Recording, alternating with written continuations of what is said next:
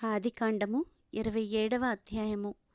ఇస్సాకు వృద్ధుడై అతని కన్నులకు మందదృష్టి కలిగినప్పుడు అతడు తన పెద్ద కుమారుడైన ఏశావుతో, నా కుమారుడా అని అతని పిలువగా, అతడు చిత్తము నాయనా అని అతనితో ననెను. అప్పుడు ఇస్సాకు, ఇదిగో నేను వృద్ధుడను, నా మరణదినము నాకు తెలియదు, కాబట్టి నీవు దయచేసి నీ ఆయుధములైన నీ అంబుల పొదిని నీ విల్లును తీసుకుని అడవికి పోయి నా కొరకు వేటాడి మాంసము తెమ్ము. నేను చావక మునుపు నిన్ను నేను ఆశీర్వదించున్నట్లు నాకిష్టమైన రుచిగల భోజ్యములను సిద్ధపరచి నేను తినుటకై నా యొద్దకు తెమ్మని చెప్పెను. ఇస్సాకు తన కుమారుడగు ఏశావుతో ఇట్లు చెప్పుచుండగా రిబ్కా వినుచుండెను. ఏశావు వేటాడి మాంసము తెచ్చుటకు అడవికి వెళ్ళెను. అప్పుడు రిబ్కా తన కుమారుడగు యాకోబును చూచి, ఇదిగో నీ తండ్రి నీ అన్నయ్యైన ఏశావుతో, మృతి పొందక మునుపు నేను తిని యెహోవా సన్నిధిని నిన్ను ఆశీర్వదించున్నట్లు నా కొరకు మాంసము తెచ్చి నాకు రుచిగల భోజ్యములను సిద్ధపరచుమని చెప్పగా వింటిని. కాబట్టి నా కుమారుడా, నా మాట విని నేను నీకు ఆజ్ఞాపించినట్టు చేయుము.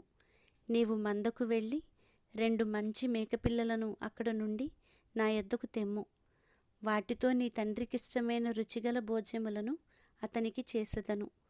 నీ తండ్రి మృతి పొందకముందు అతడు వాటిని తిని నిన్ను ఆశీర్వదించున్నట్లు నీవు వాటిని నీ తండ్రి యొద్దకు తీసుకొని పోవలెననెను. అందుకు యాకోబు, నా సహోదరుడైన ఏశావు రోమము గలవాడు, నేను నున్ననివాడను కదా, ఒకవేళ నా తండ్రి నన్ను తడవి చూచును, అప్పుడు నేను అతని దృష్టికి వంచకుడునుగా తోచిన ఎడల నా మీదికి శాపమే గాని ఆశీర్వాదము తెచ్చుకొననని చెప్పెను. అయినను అతని తల్లి, నా కుమారుడా, ఆ శాపము నా మీదికి వచ్చునుగాక. నీవు నా మాట మాత్రము విని పోయి వాటిని నా యొద్దకు తీసుకొని రమ్మని చెప్పగా అతడు వెళ్ళి వాటిని తన తల్లి యొద్దకు తీసుకొని వచ్చెను.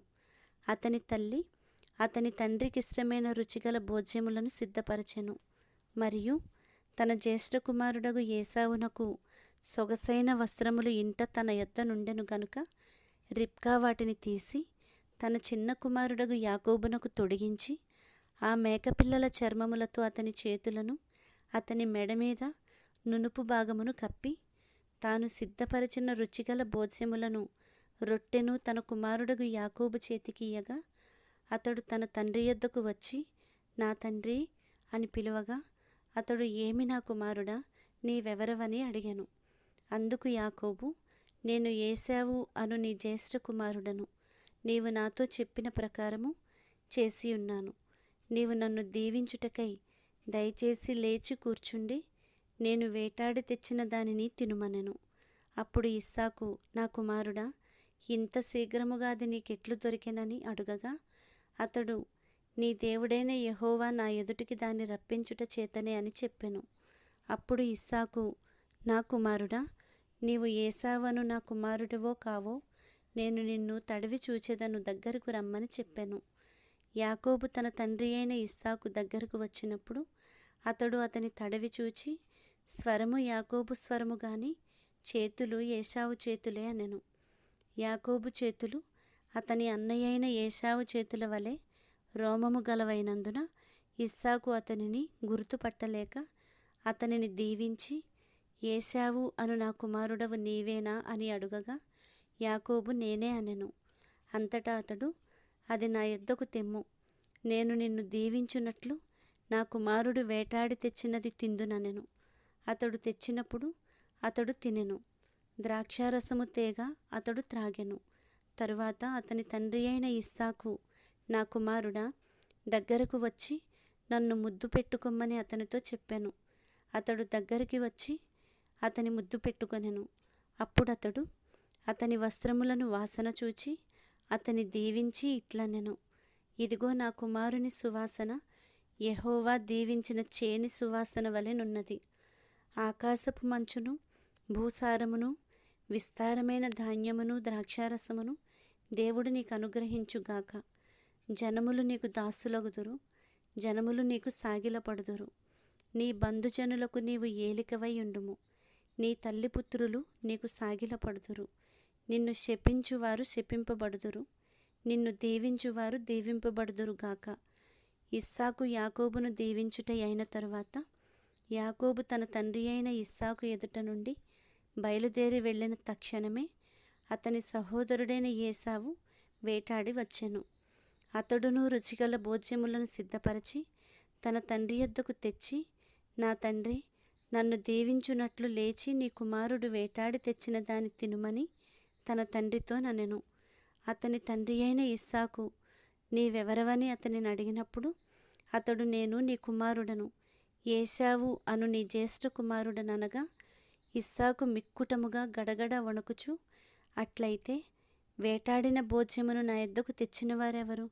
నీవు రాకమునుపు నేను వాటన్నిటిలో తిని అతనిని నిజముగా దీవించి తిని, అతడు దీవింపబడిన వాడే అనెను. ఏశావు తన తండ్రి మాటలు వినినప్పుడు దుఃఖాక్రాంతుడై పెద్ద కేక వేసి, ఓ నా తండ్రి, నన్నును దీవించుమని తన తండ్రితో చెప్పెను.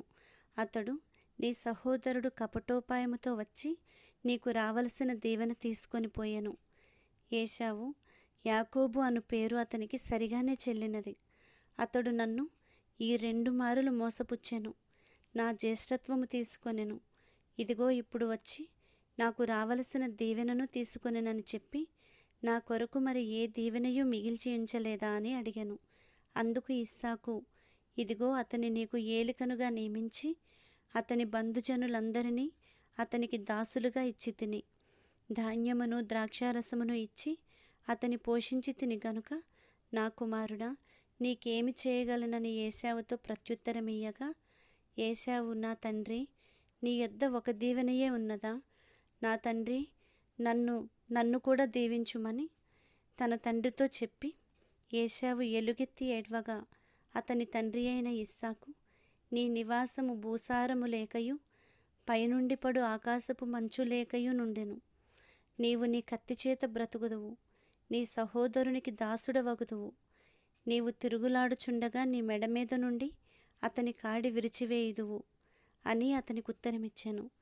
తన తండ్రి యాకోబుకిచ్చిన దీవెన నిమిత్తము ఏశావు అతని మీద పగబట్టెను. మరియు ఏశావు, నా తండ్రిని గూర్చిన దుఃఖదినములు సమీపముగానున్నవి, అప్పుడు నా తమ్ముడైన యాకోబును చంపెదననుకొనెను. రిబ్కా తన పెద్ద కుమారుడైన ఏశావు మాటలను గూర్చి వినినప్పుడు ఆమె తన చిన్న కుమారుడైన యాకోబును పిలువనంపి అతనితో ఇట్లనెను, ఇదిగో, నీ అన్నయ్యైన ఏశావు నిన్ను చంపెదనని చెప్పి నిన్ను గూర్చి తన్ను తాను ఓదార్చుకొనుచున్నాడు. కాబట్టి నా కుమారుడా, నీవు నా మాట విని లేచి హారానులోనున్న నా సహోదరుడగు లాబాను నొద్దకు పారిపోయి, నీ అన్న కోపము చల్లారు వరకు, నీ అన్న కోపము నీ మీద నుండి తొలగిపోయి నీవు అతనికి చేసిన వాటిని అతడు మరచు వరకు లాబాను నొద్ద కొన్నాళ్ళు ఉండుము. అప్పుడు నేను అక్కడ నుండి నిన్ను పిలిపించెదను. ఒక్కనాడే మీ ఇద్దరిని నేను పోగొట్టుకొననేలా అనెను. మరియు రిబ్కా ఇస్సాకుతో, హేతు కుమార్తెల వలన నా ప్రాణము విసికినది. ఈ దేశస్థురాండ్రైన హేతు కుమార్తెలలో వీరి వంటి ఒకదానిని యాకోబు పెండ్లి చేసుకొనిన ఎడల నా బ్రతుకు వలన నాకేమి ప్రయోజనమనెను.